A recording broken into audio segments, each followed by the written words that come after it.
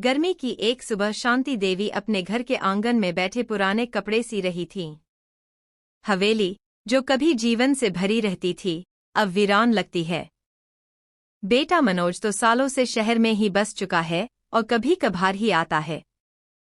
बहुएं घर में रहती हैं, लेकिन रिश्तों में गर्मी नहीं रही। एक दिन जब सबका स्वभाव और बातों से दुखी होकर शांति देवी आंगन के पेड़ के नीचे रो रही थी, तभी एक सफेद चिड़िया आकर उनके सामने बैठ गई। वह चिड़िया सामान्य नहीं थी, उसकी आंखों में ज्ञान और करुणा थी। शांति देवी ने उसे खाना डाला और उसके सामने अपनी सारी पीड़ा खोल दी। चिड़िया ने उन्हें एक वादा किया, मैं तुम्हें 3 ऐसी बातें बताऊंगी जिन्हें अगर तुम अपने परिवार को समझा दो तो औलाद पर कोई बड़ा संकट नहीं आएगा और घर की दौलत भी कभी नहीं डूबेगी। चिड़िया ने अपनी पहली बात कही, जो इंसान अपनों की छोटी छोटी मदद और भावनाओं को नजरअंदाज करता है, उसके भाग्य से धीरे धीरे शुभता खिसक जाती है। शांति देवी ने यह बात समझी, लेकिन कैसे समझाएं अपने बेटबुओं को। अगले दिन मनोज का बेटा राजू कुएं में गिर जाता है और किस्मत से एक बकरी वाला उसे बचा लेता है। जब सब घबरा जाते हैं, तब शांति देवी कहती हैं, देखो, यही पहला संकट था। अगर चिड़िया की पहली बात न मानी जाती तो राजू को गंवाना पड़ता। गांव नवपुरा की सुबह धीरे धीरे अपनी आदतों में लौट रही थी। सूरज की हल्की किरणें हवेली की पुरानी दीवारों से टकरा रही थी और हवेली का आंगन नीम के पत्तों से ढका हुआ था। कल की घटना ने पूरे घर में एक सन्नाटा बिछा दिया था। राजू के कुएं में गिरने और बचने की घटना ने सबको हिला दिया था। शांति देवी चुपचाप तुलसी के चौरे में दीपक जला रही थी, पर उनकी आंखें बार बार नीम के उस पेड़ की ओर जा रही थी जहां कल वह रहस्यमयी चिड़िया बैठी थी। सुबह का समय था और फिर वही सफेद चिड़िया शांत, सुंदर और तेजस्वी उड़ती हुई आई और नीम की डाली पर बैठ गई। शांति देवी ने मुस्कुराकर हाथ जोड़ लिए। आज फिर आई चिड़िया रानी? चिड़िया बोली, पहली बात तुमने सीखी, पर अब वक्त है दूसरी बात जानने का। क्योंकि दूसरा संकट आ रहा है, इस बार घर की लक्ष्मी पर। जिस घर में बड़ों का आदर केवल दिखावे का होता है, उस घर की दौलत टिकती नहीं। धन की देवी वहां रुकती नहीं जहां बुजुर्गों की आत्मा रोती है। शांति देवी की आंखें भर आईं। वह जानती थी कि ये सीख उनकी बहुओं और बेटे के लिए है, जो अब उन्हें सिर्फ एक बोझ समझते हैं। पर ये बात कैसे बताऊं उन्हें? उन्होंने धीरे से पूछा। चिड़िया बोली, तुम कुछ मत कहो, बस देखो। आज जो होगा उससे उन्हें खुद समझ आ जाएगा। दोपहर का समय था। घर की दोनों बहुएं रसोई में काम कर रही थीं। राधा, बड़ी बहू, हमेशा की तरह गहनों और पैसों के बारे में सोच रही थी। उसी ने पिछले महीने अपने मायके से लाकर कुछ सोने की चूड़ियां अलमारी में रखी थीं। उस दिन जैसे ही वह अपने कमरे में गई, उसकी चीख निकल पड़ी, मेरी चूड़ियां गायब है। कोई चोर आया है। पूरा घर एकदम घबरा गया। मनोज ने भी ऑफिस से छुट्टी लेकर घर फोन किया और पुलिस को सूचना देने को कहा। शांति देवी चुपचाप बैठी रहीं। न उन्होंने सवाल पूछा, न चिंता जताई, लेकिन उनके चेहरे पर एक रहस्यमयी संतोष था, जैसे उन्हें पहले से सब पता हो। शाम को पुलिस आई, घर में पूछताछ हुई, नौकरों से सवाल जवाब हुए, लेकिन चूड़ियां नहीं मिलीं। रात को राधा गुस्से में थी। इस घर में चोरी हो गई। मांझी के वक्त में ऐसा नहीं होता था। अब तो लगता है घर में ही कोई। शांति देवी ने शांत स्वर में कहा, बेटा, ऐसा न बोलो।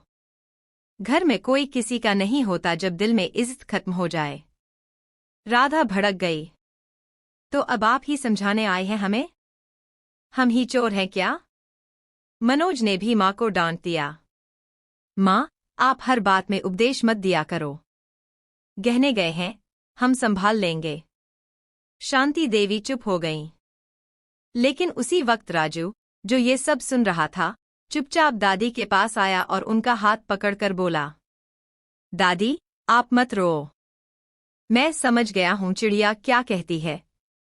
सुबह होते ही गांव का एक आदमी जो पास की झोपड़ी में मजदूरी करता था हवेली में आया। उसके हाथ में एक छोटी सी थैली थी। दादी माँ, यह शायद आपके घर से गिरा था। मेरी बेटी को रास्ते में मिला। शांति देवी ने वह थैली ली और खोली। उसी में सोने की वही चूड़ियां थीं। पूरा घर हैरान था। पुलिस बुलाने, नौकरों को दोष देने और आपस में झगड़ने के बाद आखिर गहने बाहर से वापस आ गए। शांति देवी ने कहा, धन वहीं टिकता है जहां बड़ों की इज्जत होती है। अगर मेरी आत्मा रो रही होती तो ये चूड़ियां कभी नहीं मिलतीं। राधा की आंखें झुक गईं। मनोज सोच में पड़ गया। शाम को फिर वही चिड़िया आई और शांति देवी के कंधे पर बैठ गई। अब जब पहला संकट बच्चों पर और दूसरा दौलत पर आ गया, तो तीसरा संकट अब आएगा रिश्तों और भाग्य पर। अगर मेरी तीसरी बात न मानी गई तो यह घर बिखर जाएगा। शांति देवी बोली, बताओ, मेरी बहनों की तरह यह चिड़िया घर बचा रही है। चिड़िया बोली, अगली बार मैं आखिरी बात लेकर आऊंगी, और अगर वो नहीं मानी गई तो यह हवेली इतिहास बन जाएगी। गांव नवपुरा में बीते 2 हफ्तों में बहुत कुछ बदल गया था। जिस हवेली में चुप्पी थी, वहां अब हर कोना कुछ न कुछ कहता था, कभी खामोशी से, कभी चीख कर। राजू का कुएं में गिरना और बच जाना, राधा की चूड़ियां चोरी होना और फिर चमत्कारिक रूप से वापस मिल जाना, ये सब अब किसी चमत्कार से कम नहीं था। लेकिन इस सब के बीच शांति देवी के चेहरे पर एक गहरी शांति थी, जिसे कोई नहीं समझ पा रहा था, सिवाय उस सफेद चिड़िया के। आज सुबह की हवा कुछ भारी थी। नीम के पेड़ पर चिड़िया अभी तक नहीं आई थी और शांति देवी उसे देखकर ही आज तीसरी और अंतिम बात जानना चाहती थी। उनका मन बेचैन था। दोपहर तक वह चिड़िया आ गई। इस बार वह सीधा आकर शांति देवी की गोद में बैठ गई। उसकी आंखों में पहले जैसी शांति नहीं थी, इस बार गहराई थी, जैसे कोई तूफान आने से पहले का संकेत हो। शांति देवी ने धीरे से पूछा, आज तू इतनी उदास क्यों है, पंछी रानी? चिड़िया बोली, क्योंकि आज मैं तुम्हें अपनी तीसरी और आखिरी बात बताने आई हूं। अगर इस बार भी घर के लोग न सुधरे तो अब कुछ नहीं बचेगा, न रिश्ता, न सम्मान, न सौभाग्य। जिस घर में झूठी बातों से रिश्तों में दरार पैदा की जाती है, वहां भाग्य भी 2 हिस्सों में बंट जाता है। झूठ और कटु वाणी से रिश्ते टूटते हैं, और टूटे रिश्तों में धन, सुख और संतान तीनों का नाश निश्चित है। शांति देवी का चेहरा गंभीर हो गया। लेकिन अब क्या होने वाला है? उन्होंने डरते हुए पूछा। चिड़िया ने सिर्फ इतना कहा, आज एक ऐसी बात होगी जो सबको तोड़कर रख देगी। अगर किसी ने अपनी जुबान पर लगाम न रखी तो पूरा परिवार बिखर जाएगा। उसी दिन दोपहर में मनोज अपने दोस्तों के साथ घर आया। वे सब मिलकर गांव की कई बीघा जमीन बेचने की योजना बना रहे थे। हवेली के आसपास की जमीन अब शहर में बदल रही थी और रेट बहुत ऊपर जा चुका था। मनोज की योजना थी, अब माँ तो ज्यादा कुछ करती नहीं, हम सब अपने हिस्से की जमीन बेचकर शहर में अलग अलग फ्लैट ले लेते हैं। राधा ने भी हामी भर दी, हमें अपना हिस्सा चाहिए और किसी के नाम पर कुछ नहीं छोड़ना। शांति देवी सुन रही थीं। उन्होंने सिर्फ एक बात पूछी, और मैम, मेरा क्या होगा? मनोज बोला, माँ, आप मेरे साथ रह लेना। वैसे भी अब गांव में कौन रहना चाहता है? शांति देवी का दिल बैठ गया। जिस हवेली को उन्होंने अपने खून पसीने से बनाया था, वही अब बिकने जा रही थी। छोटी बहू गुड्डन ने जब सुना कि सब कुछ बेचने की बात हो रही है, उसने विरोध किया। ये मांझी की जमीन है, बिना उनकी मर्जी के कोई कुछ नहीं कर सकता। इस पर राधा चिल्ला पड़ी, तू कौन होती है रोकने वाली? तूने तो कभी खेत में पैर भी नहीं रखा। बात बढ़ती गई। घर में बहस ने झगड़े का रूप ले लिया। मनोज ने पहली बार राजू के सामने अपनी माँ को झूठा कह दिया।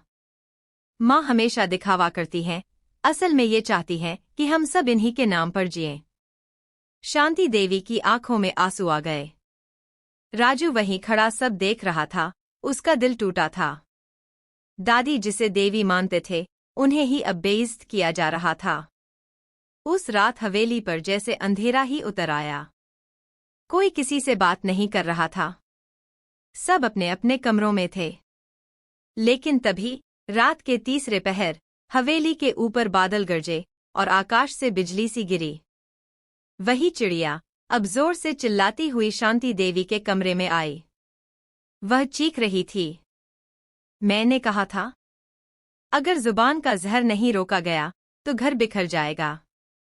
शांति देवी उठीं और सबको बुला भेजा। पूरा घर इकट्ठा हो गया। उन्होंने सबको बैठाकर कहा, तुम सबने धन को रिश्तों से ऊपर रखा, मैंने चुप रहकर देख लिया। तुमने बड़ों की इज्जत को दिखावे का नाम दिया, मैंने सह लिया। लेकिन अब जब तुम झूठ और तानों से इस घर को तोड़ना चाहते हो, तो जान लो, जिस घर की नींव रिश्तों पर नहीं, लालच पर रखी जाती है, वो घर गिर ही जाता है। फिर उन्होंने एक कागज उठाया। वो वसीयत थी। मैं अपनी जमीन और हवेली का मालिक राजू को बनाती हूँ, क्योंकि सिर्फ उसी ने मुझे समझा और सहेजा। सब स्तब्ध रह गए। मनोज ने कुछ कहना चाहा, लेकिन शब्द रुक गए। राधा को लगा जैसे उसके सपने चकनाचूर हो गए।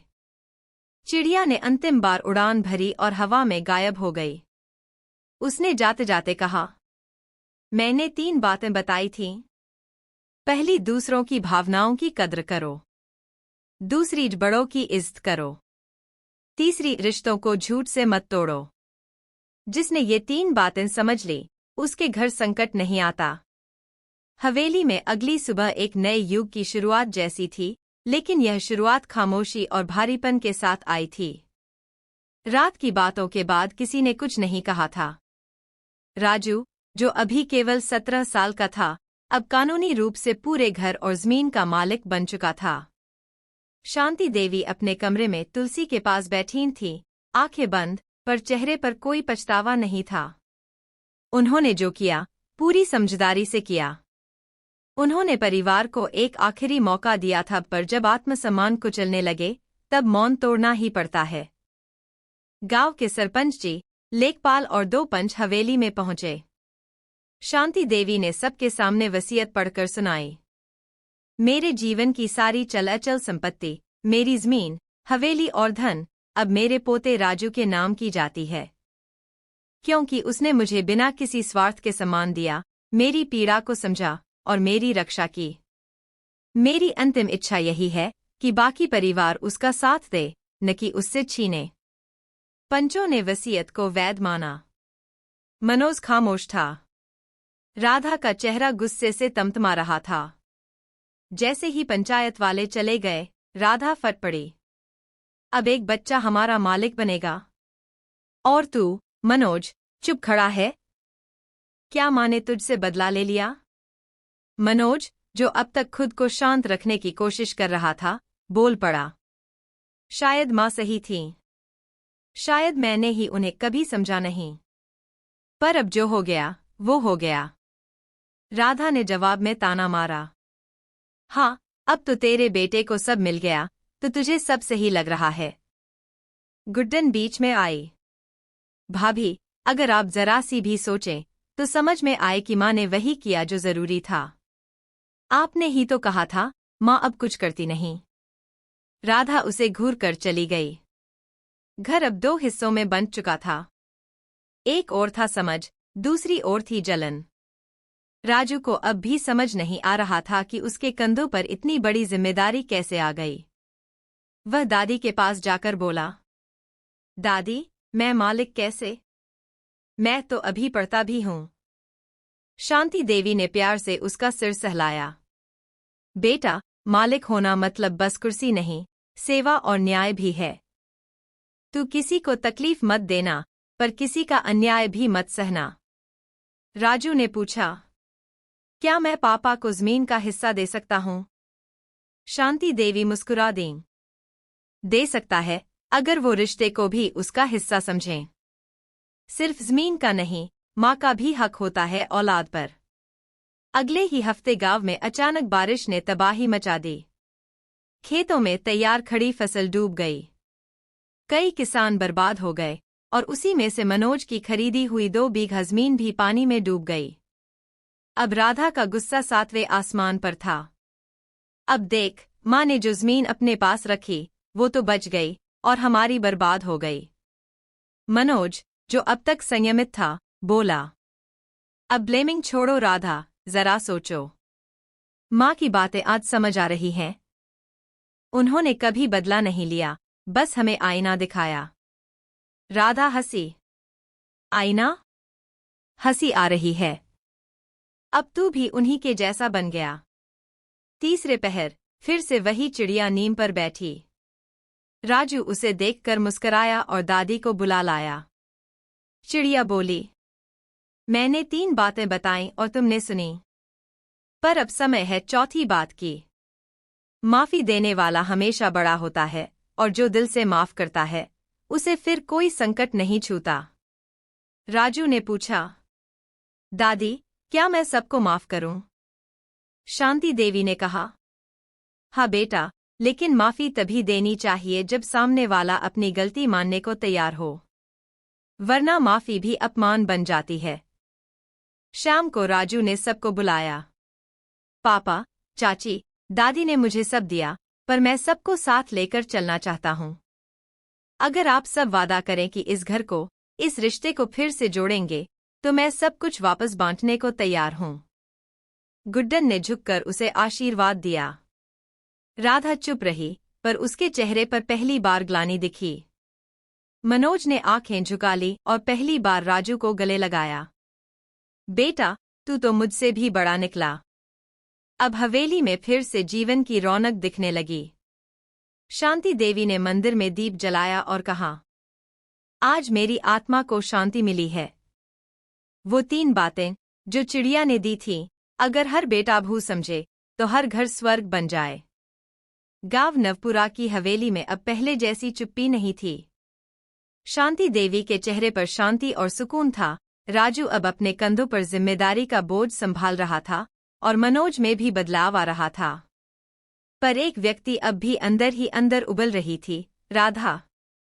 उसे लग रहा था जैसे हवेली की जमीन उसके हाथों से फिसल गई हो।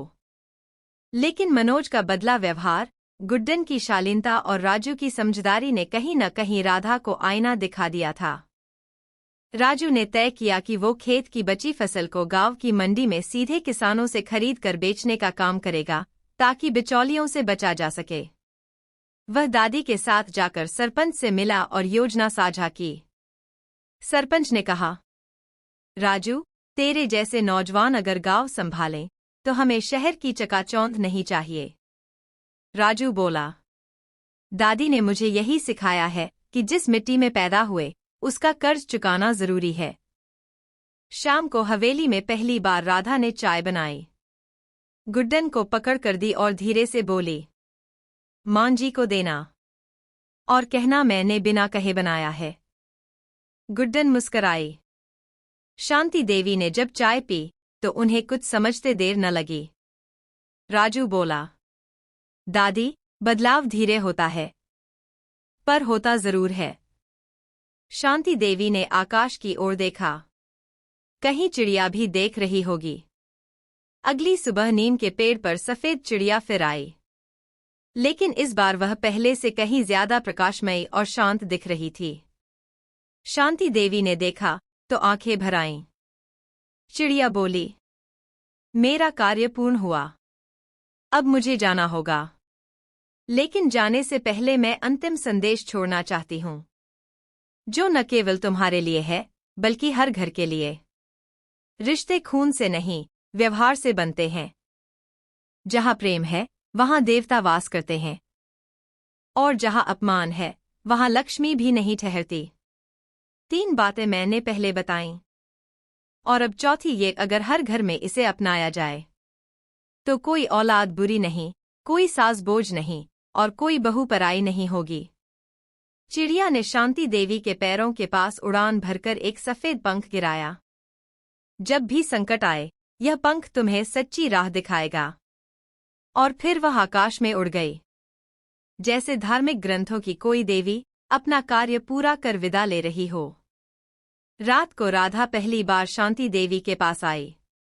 मां जी, माफ कर दीजिए।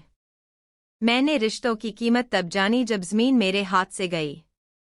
शांति देवी ने सिर पर हाथ रखा। बेटा, जमीन कभी किसी की नहीं होती, पर रिश्ते अगर टूट जाएं तो जिंदगी उजड़ जाती है। राधा फूट फूट कर रोने लगी। गुड्डन पास आई, राधा को गले लगाया और बोली, अब सब ठीक हो जाएगा, घर फिर से घर लगेगा। कुछ ही हफ्तों में हवेली में पहले जैसी रौनक लौट आई। राजू ने गांव के बच्चों के लिए एक छोटी पाठशाला शुरू की। मनोज ने नौकरी छोड़कर गांव में रहकर खेती और व्यापार शुरू किया, और राधा अब रसोई और महिलाओं की सेवा में रम गई।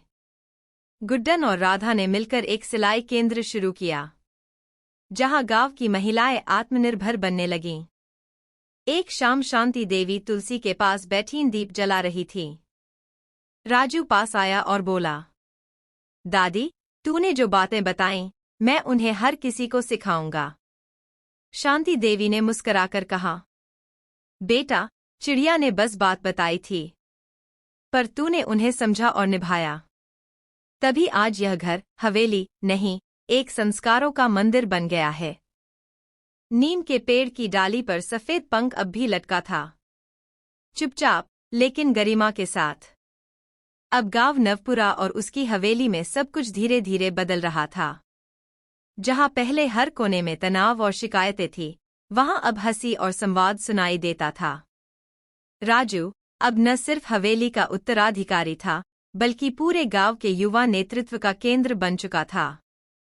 शांति देवी ने हमेशा कहा था, सपने वही पूरे होते हैं जो दूसरों के लिए देखे जाते हैं। और अब राजू उसी राह पर था। राजू अब केवल खेती और व्यापार तक सीमित नहीं था। उसे लगा कि गांव की सबसे बड़ी जरूरत है शिक्षा। राजू ने गुड्डन, शांति देवी और पिताजी से सलाह की, हमें एक ऐसा स्कूल बनाना चाहिए जहां सिर्फ पढ़ाई नहीं, संस्कार और व्यवहार भी सिखाए जाए। शांति देवी बोली, अगर चिड़िया की 3 बातें हर बच्चे को बचपन से पता चल जाए तो कोई भी औलाद बर्बाद नहीं होगी। इस विचार को लेकर राजू पहुंचा सरपंच और तहसीलदार के पास। जब तहसीलदार ने राजू की योजना सुनी तो उसने तुरंत जिला मुख्यालय को इसकी सूचना दी। एक गांव का लड़का सरकारी मदद के बिना एक मॉडल स्कूल बनाना चाहता है, जो शिक्षा के साथ परिवार और संस्कृति को जोड़ता है। कुछ ही दिन में एक पत्र आया, जिला कलेक्टर स्वयं आपके गांव दौरे पर आना चाहते हैं। हवेली में यह खबर फैली तो सब चौंक गए। राधा तक ने कहा, जो बेटा कभी घर के आंगन में चुपचाप खेलता था, आज कलेक्टर को बुला रहा है। राधा और गुड्डन दोनों ने मिलकर स्कूल के प्रस्ताव को संवारने में दिन रात एक कर दिया। गुड्डन बच्चों के पाठ्यक्रम पर ध्यान देती, तो राधा भोजन और स्वागत पर। राधा अब पूरी तरह बदल चुकी थी। वह अब राजू को बेटा कहने में गर्व महसूस करती थी। आखिर वो दिन आ गया। गांव के रास्ते पर सफेद गाड़ी, पुलिस का छोटा दल और जिला अधिकारी के साथ उनके सहायक उतरे। पूरा गांव स्वागत में खड़ा था। राजू और शांति देवी ने फूलों से उनका स्वागत किया। कलेक्टर ने पूछा, तो आप ही हैं राजू, जिसकी बातें अब हमारी फाइलों में गूंज रही हैं? राजू ने झुककर कहा, मैं सिर्फ वो कर रहा हूं जो मेरी दादी ने सिखाया है। शांति देवी ने मुस्कुराकर कहा, और हमने सिर्फ वो सीखा जो एक चिड़िया ने बताया था। राजू ने स्कूल का नक्शा, पाठ्यक्रम और उद्देश्य दिखाया। शिक्षा के साथ संस्कार। हर शुक्रवार को बड़ों का अनुभव दिवस। खेल, खेती और स्वावलंबन की शिक्षा। कलेक्टर ने खड़े होकर तालियां बजाईं। यह मॉडल पूरे जिले में लागू किया जा सकता है। कलेक्टर ने वही मंच बनवाया और सार्वजनिक रूप से ऐलान किया, राजू को युवा प्रेरक पुरस्कार से नवाजा जाएगा और नवपुरा गांव को आदर्श ग्राम घोषित किया जाता है। राजू के आंसू छलक पड़े। शांति देवी ने सिर पर हाथ रखा, बेटा, यह चिड़िया की ही शक्ति है जो आज तू देश को रास्ता दिखा रहा है। राधा और गुड्डन ने मंच पर आकर राजू को गले लगाया। राधा बोली, जिस घर में बहू और बेटे एक होकर संस्कार की खेती करें, वहां चमत्कार ही होते हैं। रात को हवेली शांत थी।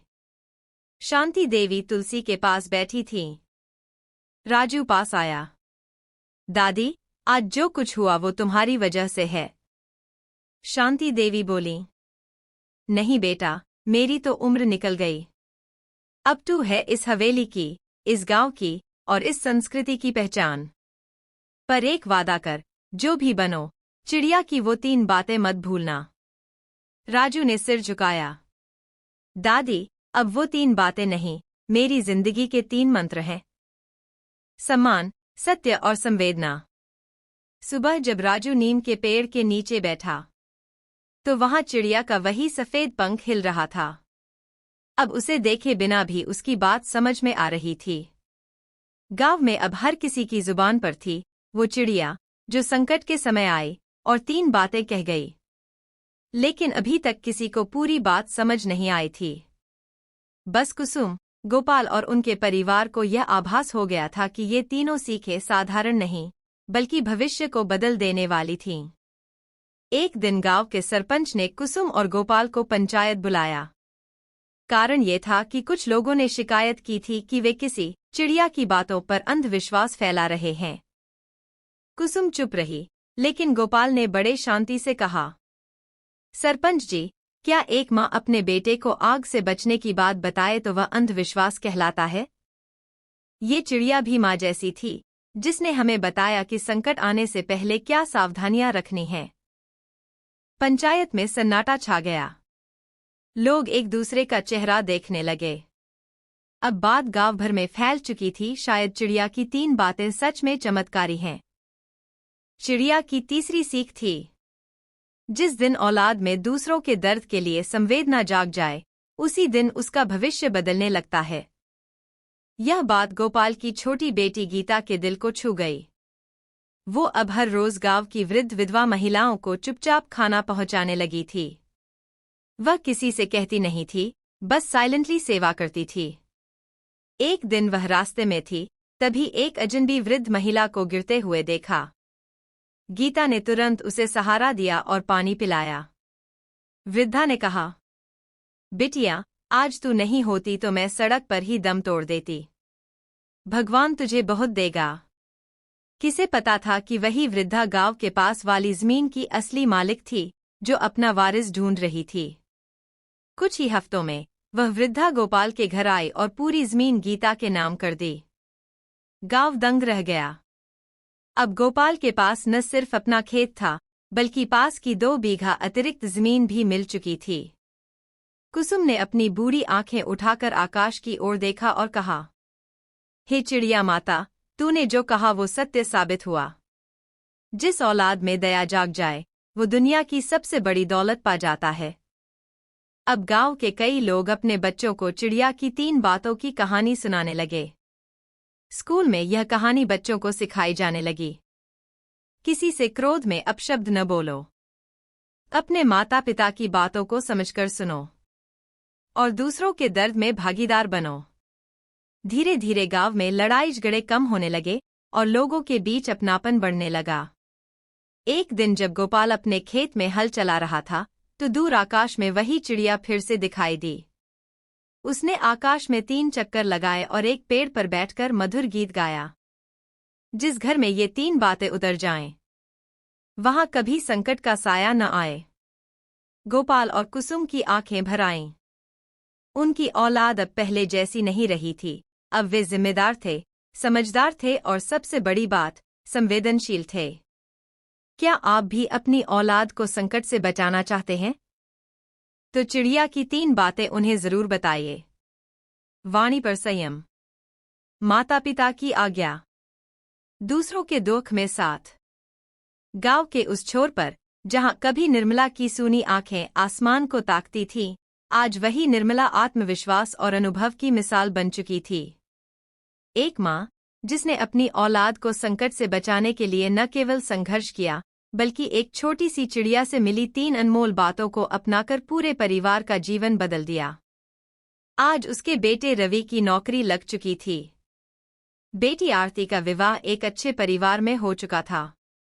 उसका खुद का छोटा सा किराना स्टोर भी अब पूरे गांव में नाम कमा चुका था। और वह चिड़िया? वह अब भी सुबह सुबह उस आम के पेड़ पर आती थी, मानो हर सुबह उसे याद दिलाने की, जो बातें तुमने सीखी हैं उन्हें कभी मत भूलना।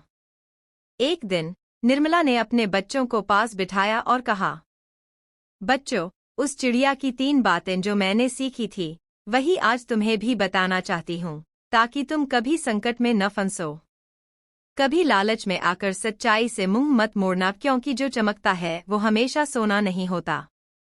गुस्से में लिया गया फैसला हमेशा नुकसान करता है, इसलिए शांत मन से सोचो, फिर बोलो। और सबसे जरूरी बात, माँ बाप की सलाह कभी नजरअंदाज मत करना, क्योंकि उनका अनुभव जीवन की सबसे बड़ी दौलत है। बच्चों की आंखों में आंसू थे। उन्होंने अपनी माँ के हाथ पकड़कर कहा, माँ, आज अगर हम कुछ हैं तो आपकी वजह से हैं। और उस चिड़िया की वजह से भी। वह चिड़िया आज भी चहचहा रही थी, शायद अगली किसी माँ को 3 नई बातें बताने। तो दोस्तों, अगर आपको ये भावुक और प्रेरणादायक कहानी पसंद आई हो तो वीडियो को लाइक कीजिए, अपने दोस्तों और परिवार के साथ शेयर कीजिए और चैनल को जरूर सब्सक्राइब कीजिए, ताकि ऐसी कहानियां आप तक लगातार पहुंचती रहें। नीचे कमेंट करके जरूर बताइए, क्या आपने कभी अपने जीवन में किसी पक्षी या जानवर से कोई सीख ली है? धन्यवाद। मिलते हैं अगली कहानी में, तब तक याद रखिए, सीख वही होती है जो जिंदगी बदल दे।